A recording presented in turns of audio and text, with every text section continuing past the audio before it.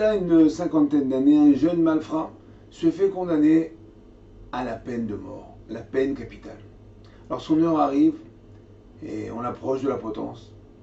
Et selon la loi, on lui demande quelle est sa dernière volonté. Alors il réfléchit et il demande d'apprendre l'anglais. Eh bien sachez qu'aux dernières nouvelles, cet homme est encore en vie. Alors nous ne savons pas quel décret est sur notre tête, mais une chose est sûre. Si notre dernière volonté serait celle d'étudier la Torah, aujourd'hui, demain et pour l'éternité, alors nous serions encore en vie. Ba'olam hazeh, ba'olam haba. Comme le crie Shlomo Ameler, l'homme le plus sage, il dit comme ça, Ki orech yamim ushnot chaim beshalom yosifulach. C'est-à-dire que n'oublie pas mes enseignements, ceux de la Torah, car ils te vaudront de longs jours, des années de vie et de paix.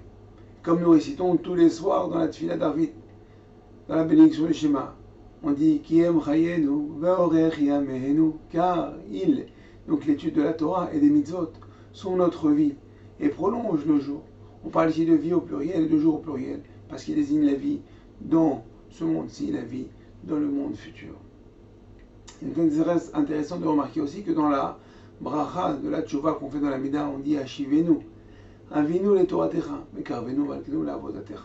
Quand on demande la teshuva, on s'adresse à notre Père et on demande d'abord Hashivenu, Avinu le Toratecha, Konem Kol, avant tout on demande la Torah et ensuite les mitzvot. Donc on voit que le point essentiel, le point culminant de notre vie, de la vie d'un juif, ça passe avant tout par l'étude de la Torah. Alors, ce qu'il nous reste à faire, c'est de commencer à étudier la Torah. Étudier la Torah signifie se pencher sur un texte avec une chavruta, participer à un cours. Aujourd'hui, ça ne manque pas. On peut étudier en vrai, en virtuel. Dans les cours dans vos communautés, il y en a partout. Ça court les rues. Alors je vous dis, bon limoud, bonne étude, et à bientôt. Kol tov.